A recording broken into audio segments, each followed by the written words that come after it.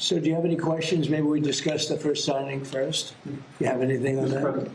Mr. President, Please. how is this going to help small business owners? Do you think this is going to inspire more people to go into small businesses that might be reluctant earlier, for IRA, to have their IRA? This is going to help give them. I'll tell you, small businesses now are thriving. And as you know, more people are working right now than at any time in the history of our country. We're doing great. And there's more investment being made in the United States than any country at any time in history. And a lot of that's AI, and a lot of that's maybe in a certain way, maybe more importantly, auto plants are all coming back to our country. They're coming back from different countries where they left us, for Germany, as you know, Japan, and South Korea, and Canada, Mexico. And they're all coming back at levels that nobody's ever seen before. And tariffs did it. I did it. Maybe the election did it, but tariffs did it. And if they build here, they don't have to pay tariffs. We have Germany is giving a lot of companies are coming in from Germany, from Japan.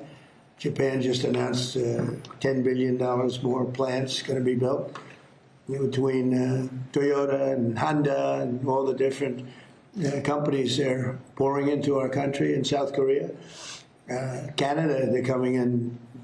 I don't know what they're doing, but I can tell you they're coming in tremendously from Canada. There's no reason they don't want to pay the tariff, and because of that, they're investing at levels never seen before. We will, for 30 years we virtually didn't build an auto plant in this country, and now we're doing more than we've ever done. So I'm very proud of that. AI is going wild. We're doing great, and we're letting them build their own electric, but we're actually making them build their own electric plant, so they take tremendous amounts of energy to have a successful plant. And they're building, all of the new ones are building their own electric plant, like a utility, and any extra, they'll either give it or sell it for a good price to local communities and to the grid. So it's going to be fantastic. But we have tremendous amounts of factories being built in our country now, more than we've ever had at any time ever before. And we have the biggest investment being made in our country. In the history of our country, by the way, in the history of any country, there's never been a country that has the kind of investment coming in that we have right now. And these things are being built right now. So you're not going to see the results. I mean, you see construction results. You notice the construction workers are through the roof. But when they open, the numbers are going to be staggering. Do you have a question? I certainly do. Thank you, Mr. President. You had some good economic news, GDP, 2% growth. New orders for business equipment surged to the highest level in 6 years. And IRS data shows that the average federal tax return is up by more than 11% when you compare it to the same time as last year. Do you believe that this is evidence? 100%. Do you believe that this is evidence that the big, beautiful tax cuts that you signed into law last year are working? And do you think the economy is going to continue to hum as the year progresses? Yeah, thank you. So the biggest tax cut in history is in the great, big, beautiful bill. And I think, I see it. I actually see it reported where people are shocked at how much money they're making. They can't believe the refunds that they're making. 5,000, 6,000, 7, 8, 9. I saw one last night on television, 11,000 more than she thought she was going to get. And it's no tax on tips and no tax on overtime, no tax on Social Security for our seniors, no tax on social. Nobody can believe it even. And the numbers are far greater than they thought. People that thought they were going to make an extra $500, turns out they're making an extra $5,000. So it's been really great, yeah. And that's going to carry forward. Look, the country's doing really well. And that's despite a military operation. I don't call it a war. Would you rather have a military operation where really, Iran is dying to make a deal. I can only tell you that. I don't want to get into the, but they cannot be nuclear other than that. But their Navy's gone, their Air Force is gone. Every ounce of any form of equipment practically is gone. Their drone factories are about 82% down, and their missile factories are almost 90% down. And many of their missiles have been knocked out. They used some, but we knocked out more than they used. And it's pretty amazing what's happened. They want to make a deal. But despite the fact that we are in what some people would call a war, we just hit a new high today on the stock market. We have S&P is through the roof. They're all, I mean, they're through the roof. And, you know, when we hit 50,000 on the Dow and 7,000 on the S&P, I said to myself, we got to do something about Iran. They want to have a nuclear weapon. You can't let them have a nuclear weapon. And I hated to do it to my people because they said 50,000. Peter, you know this, that 50,000 wouldn't be obtainable in my 4 years or anybody's 4 years. And we hit 50,000 in my first year, the end of my first year. We hit 7,000 on the S&P. They said that would be even less attainable. And we hit that at the end of the first year, before the year was up. And then I said to Kevin, sorry about this, Kevin, but we have to put out a fire. And the fire is taking place in the lovely country of Iran. And they want to have a nuclear weapon. And if we didn't use this beautiful, see that plane right there, that beautiful B-2 bomber? It looks small there, but it's actually quite, it doesn't look very powerful there, but it's quite large, actually. We ordered 25 more of them, the updated version, all built in America, which is very nice, right? But if we didn't have that B-2 bomber, if we didn't go in and do what we did, we obliterated that nuclear capacity of theirs. And so they didn't get the nuclear bomb. If we didn't do that attack, should have been done long before I came along by other presidents or by another country or something. But it should have been done long before I came along. But they are in very bad shape. And they've got nothing going, including leadership. I mean, you know, their leaders are gone. Now they have a whole new, their first string leaders are gone. Their second string leaders are gone. Now we're dealing with their third string. But we'll see what happens. It's been an amazing period of time between Venezuela and where we're doing great. We're getting along with them great. We're working very closely with them. They're doing more oil now than they've done in many, many decades, actually. And they're making more money, and so are we. You know, it's like a joint venture, to be honest. And we've paid for the attack many times over. The attack, something you've never heard before, probably. I always used to say to the victor, belong the spoils. But we've paid for the attack, which is always expensive. But it was a less than 1 day attack. It was actually a 45-minute attack. And that's a good, you know, they have a good military in Venezuela, but they did not expect that and that and that and that. Other than that. But when these suckers come at you at 2,500 miles an hour, at 25 feet off the ground, you say, this is not what I bargained for. This is no good. Anyway, and now, you know, Venezuela was amazing, but now we're doing essentially, it's larger, but we're doing essentially the same thing in Iran. We can't let Iran have a nuclear weapon. And their economy is crashing. The blockade is incredible. The power of the blockade is incredible. They're not getting any money from oil. And hopefully it can be worked out very soon. Yeah. Iran is proving to be very stubborn. The talks seem like they are stalled. Are you getting antsy to break the ceasefire? Well, I mean, I don't know what stubborn is because really nobody knows what the talks are except myself and a couple of other people. They want to make a deal badly. We have a problem because nobody knows for sure who the leaders are. It's a little bit of a problem, you know. The leaders have been wiped out along with their military, almost all of their military. I mean, think of it. 159 ships was their total Navy. 159 ships are gone. They're underwater. They're way below sea level. Sea level is a big difference. Pretty deep waters over there, too. So I don't know that we need it. We might need it. We might need it. And on Iran, a little while ago, the president of FIFA said that when the World Cup is here in the U.S., the team from Iran will be playing in the games. Well, if Johnny said it, I'm okay. Did Johnny say it? He did? What if they Johnny win? Infantino, that's a piece of work. What if they win? Well, if they win, we'll have to worry about that. That's not, I'm going to have to worry about that one. That would, look, you know what? Let him play well. Johnny's fantastic. You know, he's a friend of mine. And he talked about it. I said, you do whatever you want. You can have them. You don't have to have them. Probably have a good team. I don't know. Do they have a good team? Do you have any idea? I have no idea. Would be hard to believe, actually.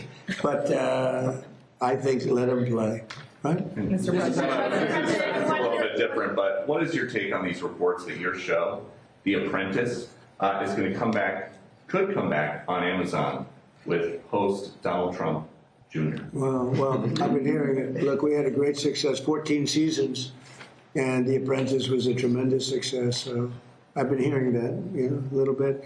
So we'll see what happens. He's good. He's a good guy. He'd be probably good. He's got a little charisma going. You need a little charisma for that soccer match. So we'll see what happens. Yeah, they told me about it. We'll see.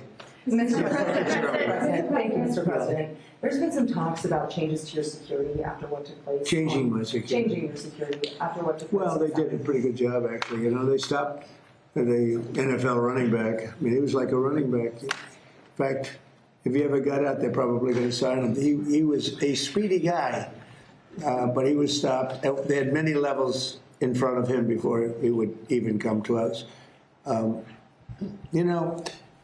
You could be a baseball team and win 19-0, and somebody could say, you should have won 21. You should have gotten 25 runs. The team was no good or something. So I don't know. I can only say that I know a lot of those people at Secret Service, and they were good and they were forceful. And I saw the guys in front of me.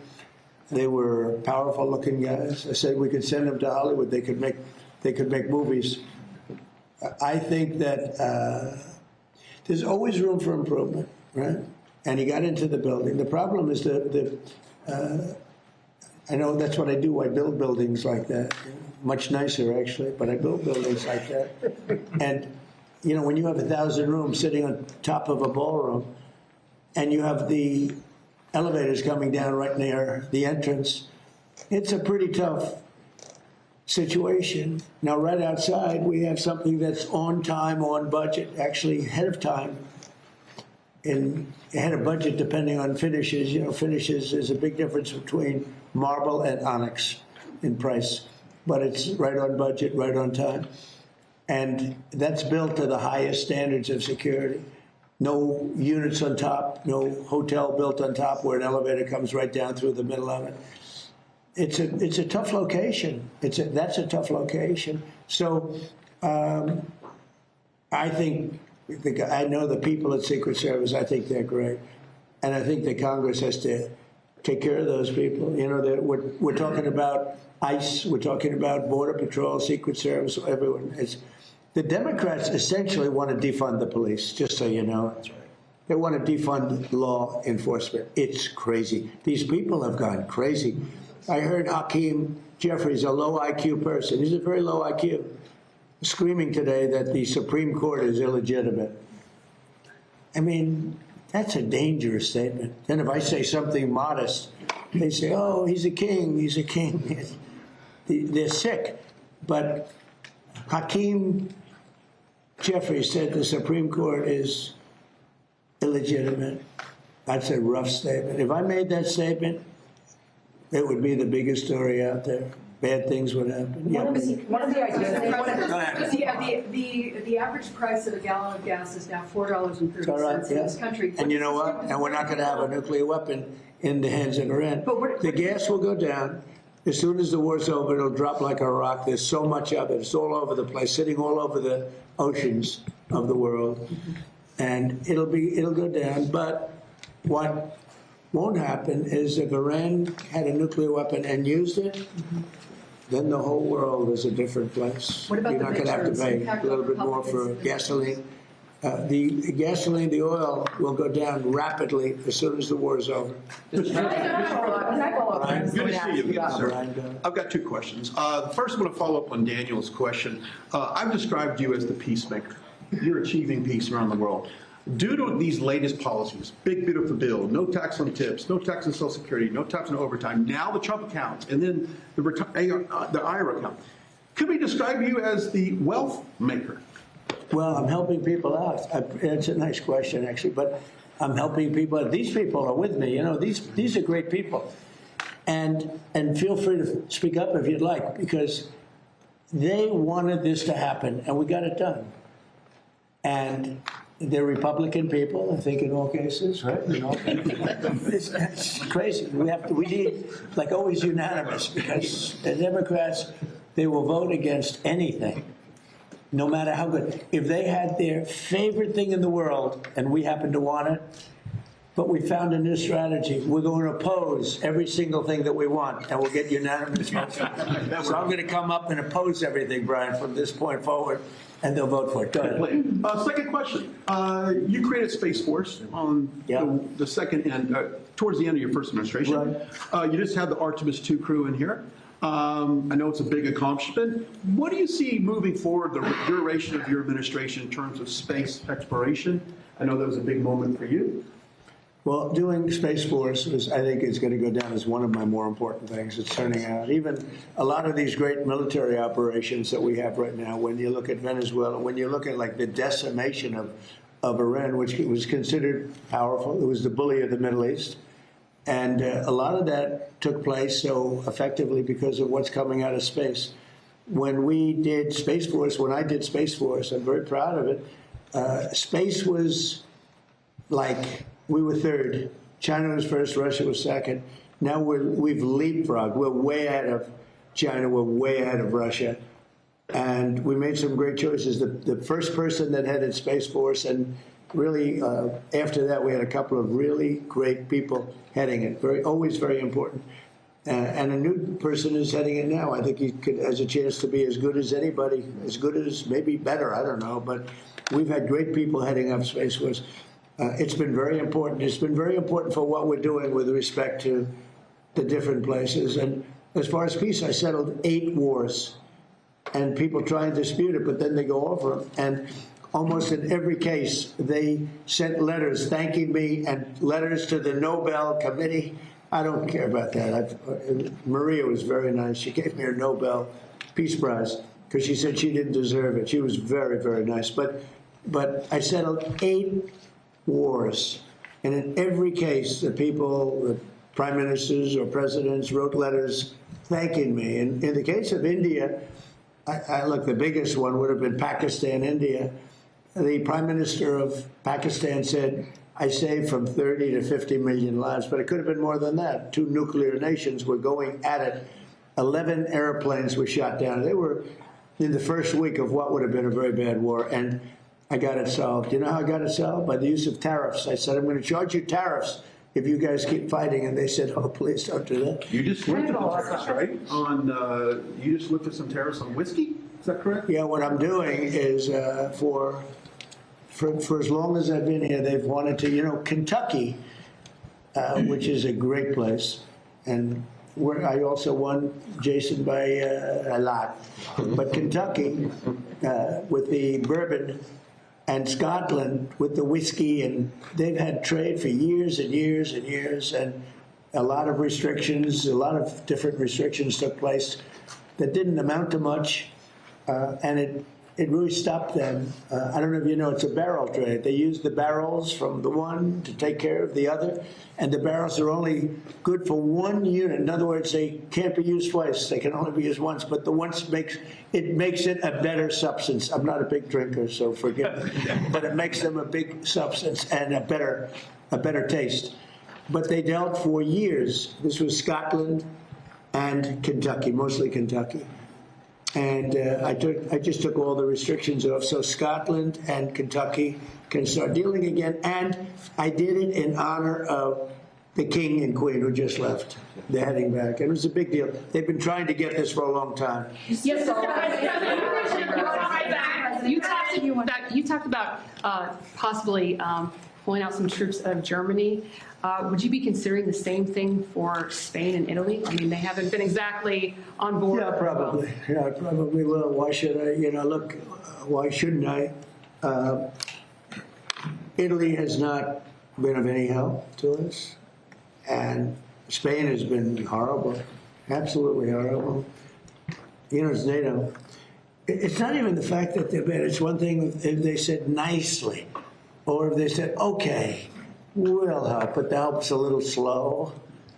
But the level, and we helped them with Ukraine. They made a mess out of Ukraine, a total mess. And we helped them with Ukraine. Ukraine has nothing to do, we're an ocean apart. It has to do with them. It's like for them, it's their front door. We help them. And Biden gave them $350 billion, which was insane. It's one of the reasons the war went on. But when we needed them, they were not there. We have to remember that. And so if we ever have a big one, because we didn't need any help with Iran. We had Iran right from the first day it was over. It was over. And now it's even more so. We're so locked and loaded if we want to do. But we didn't need the help. And to a certain extent, I asked them, I didn't need the help, but I said, yeah, we'd love to have you help, because I wanted to see if they do it. And they, in all cases, they said, we don't want to get involved. And the amazing thing is they use the Strait of Hormuz. We don't. We don't use it. We don't need it. We have a lot of oil. Well, wait a minute. And they use it. We don't. And you would have thought they would have said, we would love to help you. But they didn't, which I think was a verse. And Germany, I mean, he's doing a terrible job. He's got immigration problems. He's got energy problems. He's got problems of all kinds. And he's got a big problem with Ukraine, because they're in that mess. And he criticized me for doing the whole thing with Iran. But I said, would you like to have a nuclear weapon in the hands of Iran? He said, no, I don't. I said, well, then I guess I'm right. He didn't have any answer to that. The bottom line is, for this world, for our country, but certainly for Israel, the Middle East, and Europe, much closer, you cannot let Iran have a nuclear weapon. And if you agree that Iran can't have a nuclear weapon, which most people agree, almost everybody, it should have been done a long time ago. But if you agree they can't have a nuclear weapon, then what I did has been executed perfectly, because our military has decimated them. Yeah, please go ahead. Mr. President, two questions for you. Alina Shirazi from the Daily Mail. You have called this the new regime before any Iran, but I speak to Iranians on a daily basis, and they tell me that these are the same people that have murdered them, executed them, repressed them. I talked to them through the blackout, and they wanted me to ask you this question. And second of all, Secretary of State Marco Rubio, how come he's not involved in these conversations? Oh, he's very much involved. Marco is he's negotiating with them all the time. Now, look, Iran killed 42,000 people over the last 2 months, protesters. They were going to kill 8 women whose lives I saved, and I appreciate that they didn't do it. I asked them not to do it. They didn't do it.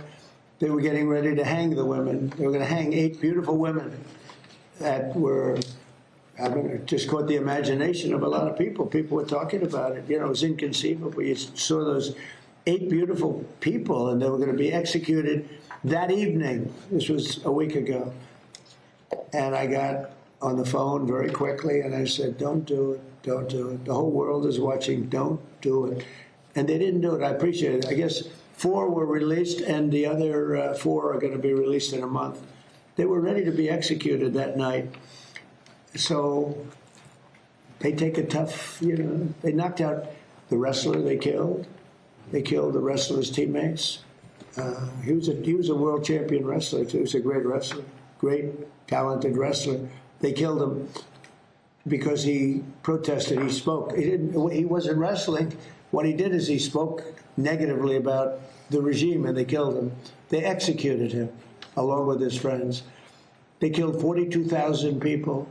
So when you say about they say that I do the same, I don't do the same. I'm trying to save that country in a certain way, and nobody's ever seen that. Think of it. They killed 42,000 innocent, not weapon-carrying people for protesting. 42,000. And the number they say is a lot higher than that.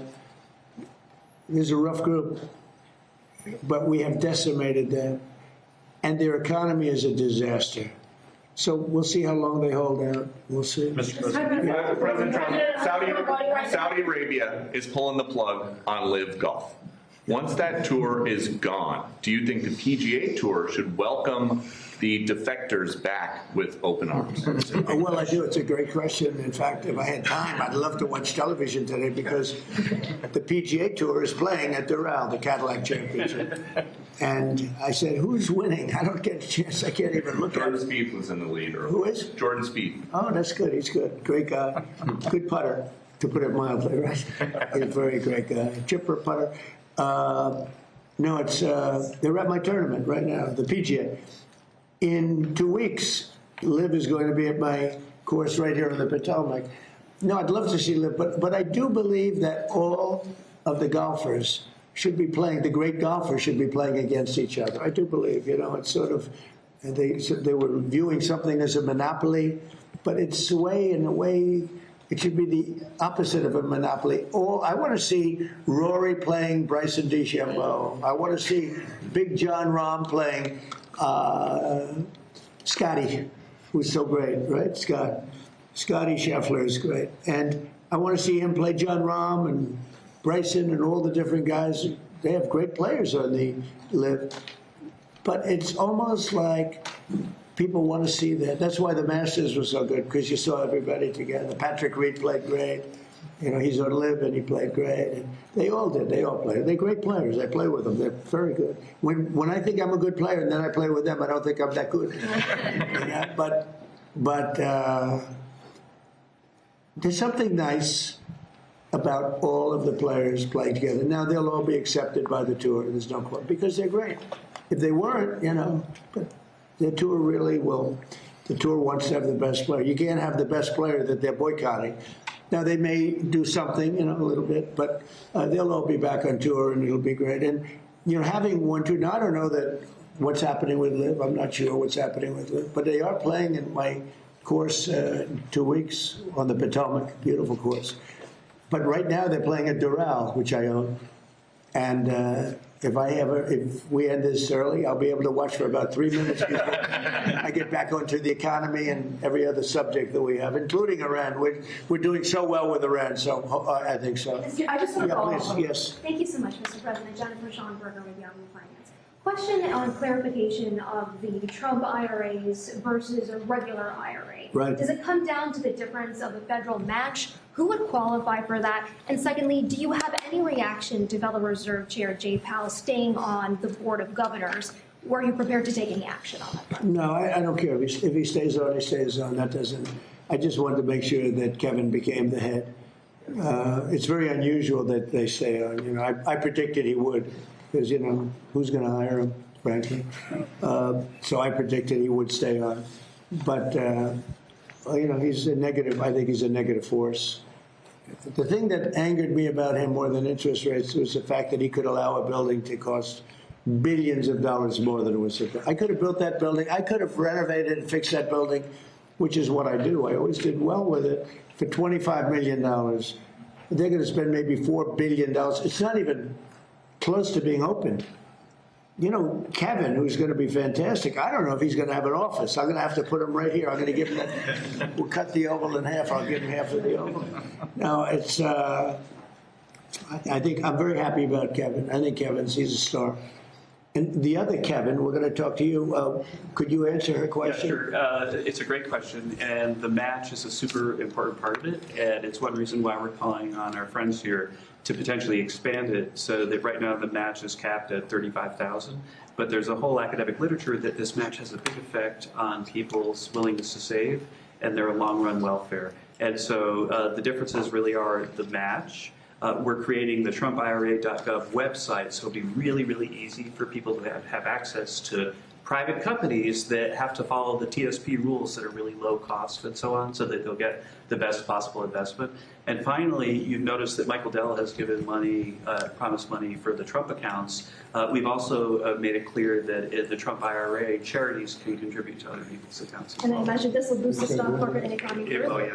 Do you want to mention phase 2? We're doing phase 1 today because I can do that without Congress, but phase 2 is going to be something that would be unbelievable. Do you want to just give a little summation? We'll be going back to Congress to ask for this. Right, so the basic headline is that if you look at the huge success of Australia in their retirement savings accounts, that we're working with the Treasury Secretary, he and I, and Jason Smith and other members of Congress to come up with something that's pretty close or in the direction of the Australian system. Or better. Or better.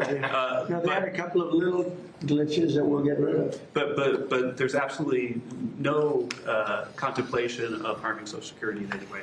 This is meant to be an add-on for that. It'll be very exciting. It's going to be, right, we'll be pretty quick, pretty fast. We're going to move pretty fast. Can I follow up? Something that we talked about a couple weeks ago. There's all these missing scientists who had access to classified material. A bunch of them have turned up they're either missing or they have turned up dead. Have you been briefed yet about whether or not these cases are connected? Yeah, I have. And can you tell us if they are connected? Well, so far, I mean, they're individual. We have a lot of scientists, so when you see, you put together 10, it's a lot, but it's, a very small number compared to what overall, we have a lot of scientists. I was asking that question, thousands, hundreds of thousands of scientists. So, some of them that we looked at are very sad cases in some cases. Some were sick, some left this earth self-inflicted, some had other things. So far, there's not a major, sometimes there's a little bit of a connection anyway, and you say, oh, this is a terrible thing. But so far, we're finding that there's not much of a connection. We'll let you know. We're going to be doing a full report. It was very serious. And just to follow up on my question earlier, have you been informed if the Secret Service agent who was shot on Saturday, if that was from friendly fire or if it was from the suspect? Well, they say it was not friendly fire. So you're hearing that it's from? Well, that's what I heard. I heard that. They said it wasn't friendly fire. Okay. It was actually reported. Do you read the reports? Because it was actually reported. Yes, sir. I read through the DOJ memo. Yeah, but, well, then why do you ask me the question? I don't believe it said that the agent was struck by. I'm just saying they said it wasn't friendly fire. And he hasn't been charged It wasn't yet. us. Okay, and he hasn't been charged yet with that. Of course, that could come. I want to follow up on the security changes. Is there talks about you potentially wearing a bulletproof vest moving forward, given you have now been shot at? I don't know if I can handle looking 20 pounds heavier. These guys, they look so good. Some of these guys are physical specimens. Some of these guys are trouble. I don't want to be near him. If you want to gain 20 to 25 pounds, get a vest. And frankly, the vest did an amazing job because it took a bullet close up. And he didn't even want to go to the hospital. I mean, we sent him to the hospital just in case, but he didn't want, still a hit. But he didn't want to go to the hospital. The vest totally protected him. Still a lot of power behind that shot, though. That's like getting hit by Mike Tyson. But it's amazing. I've been asked about that, and I guess it's something you consider. In one way, you don't like to do it because you're giving into a bad element, and so I don't know. But I have been asked about it. How nervous are you about it happening again, another assassination attempt? I don't think about it. You don't think about it at And all? if I did, I wouldn't be doing a very good job here. I'd be thinking about nothing but that. I don't think about it. I don't think about it. If I did, I wouldn't be effective. Okay. Mr. President, real quickly, you pushed on True Social, calling on Senate Republicans to blow up the filibuster. They It is a big issue with MAGA. MAGA wants you to get rid of it. They should Why do don't it. they do it? Why don't they do it? I don't know. I have no idea. You know why, I guess? Because they have 3 or 4 that are like hard line. The same ones that are hard line, no to everything. And if you don't have all of them, we have a very small majority. John Thune's a good man. I said to him, John, just go take the vote. Let's expose who the people are. But, if we got rid of the filibuster, we could vote on the Save America Act, voter ID. You act so good. I love this. He's a great guy.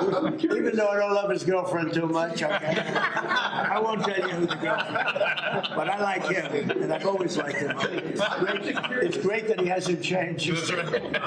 But Brian, I think here's the problem. It's not even imaginable to me why. And people are angry about it. I'm talking about Republicans are angry about it. The filibuster should be terminated. if the Democrats ever get a shot, which probably, based on history, sometime they will use it in the first minute of the first hour, and they will execute all of the bad things. 21 justices, you know, they really like 21. I heard 13, but they really want 21 Supreme Court justices. And they really want to have D.C. and Puerto Rico become states. That would mean automatic 4 senators go into the Democrat column. And there's not even a chance that they don't do it and do it immediately. Now, with that knowledge, because you could argue whether it's good or bad, but I don't think it's that much of an argument, frankly. But you could argue, with that knowledge that they're going to do it immediately, why wouldn't you do it as a Republican? Unless you have bad motives almost. But if we did it, we could pass one bill after the other. We could pass laws and acts and things that we never even dreamt of passing. And you know what else? We wouldn't lose for 50 years. You know, if we terminated the filibuster, we would have a 50-year run. You'd stop cheating. I mean, look, they're professional cheats, and they're great at it. That's what they're best at, because you can't get elected with their policy. You can't get elected with men and women's sports, with transgender mutilization of our children, with open borders for jails to be dropped into our country, and mental institutions, and drug dealers and murderers.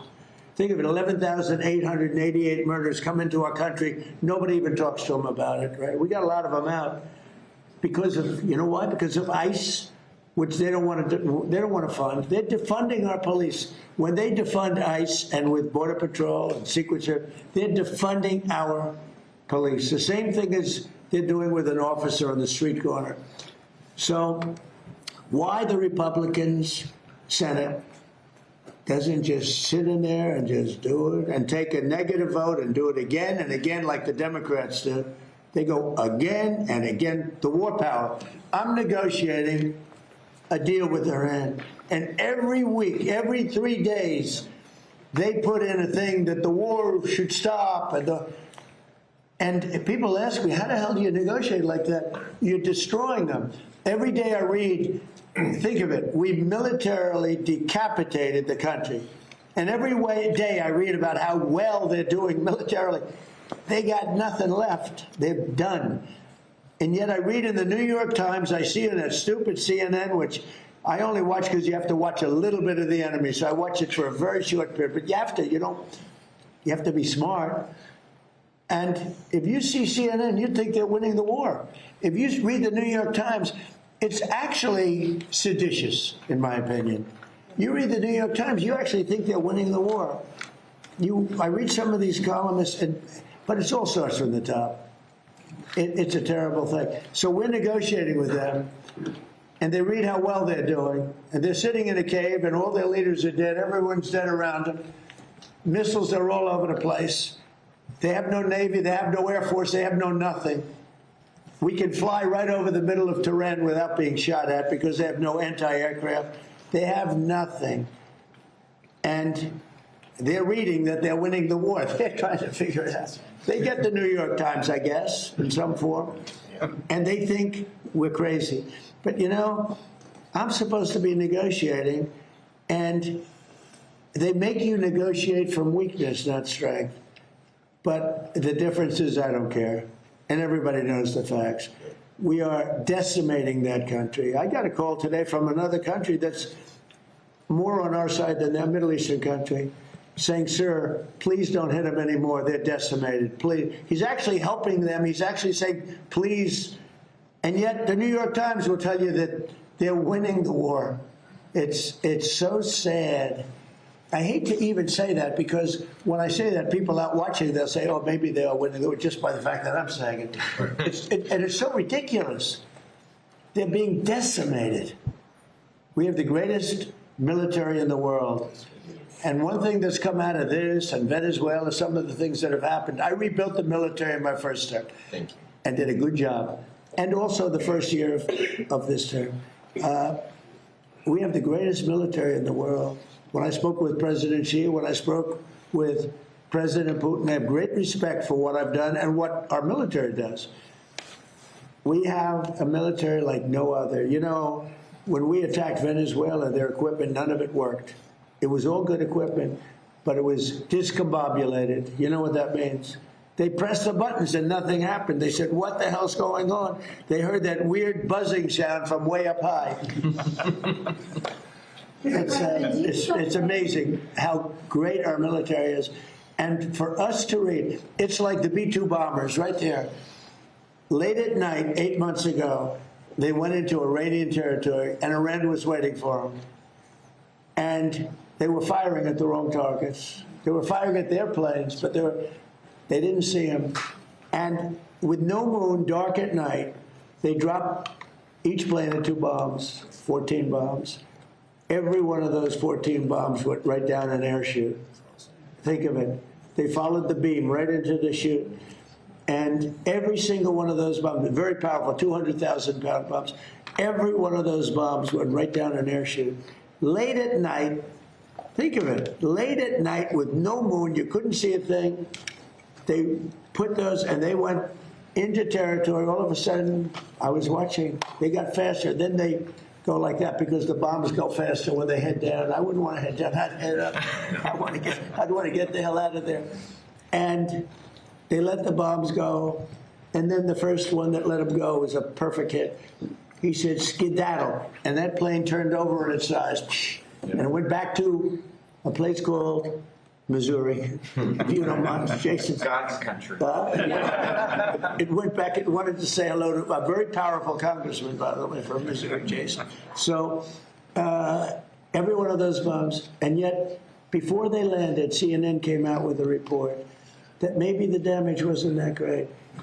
The damage was far greater than we said. It was obliteration. When the Atomic Energy Commission went there 1 week later, they say Trump was right. It was obliteration. And they still haven't been. They've had possession of the site. They haven't been able to do anything with it. That stuff is buried.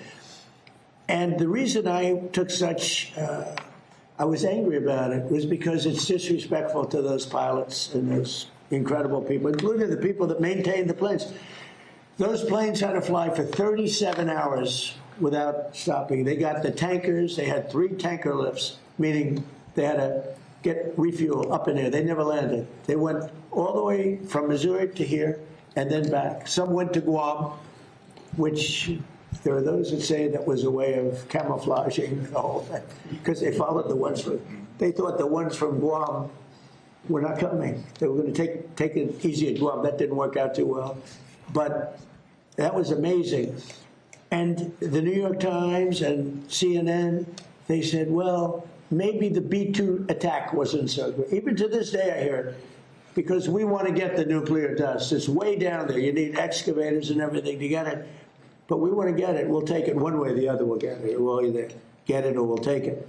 They'll either give it to us or we'll take it. But I think it's very disrespectful to our incredible military when they say maybe they missed the target.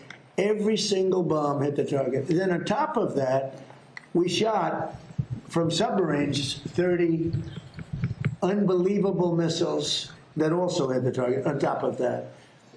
It was complete obliteration. And it was confirmed by Atomic Energy. But even the other day I saw on CNN, well, I don't know. They want the stuff, so therefore the bombs didn't hit. Yeah, we want the stuff. It's way buried. But we want to get it. We will get it. It won't even be hard. But they have to respect our military. They have to. If it were a miss, I tell you, we'd be fine. It would have done a lot of damage. But these bombs went down the air chutes. They'll never build air chutes again in a mountain. They built these air chutes to get the layer up there. They'll have to find a different way because it didn't work. But our military is amazing. There's never been anything like, we have the most powerful military on earth, and it's too bad we have to use it, but we're doing really well. So we'll see how that all works out. Thank you very much, everybody. Thank you. Kyle, thank you. Thank you. Thank you. How do you like the new floor? Be sure to like and subscribe for all the Fox News latest on YouTube, and catch full shows streaming now on Fox One.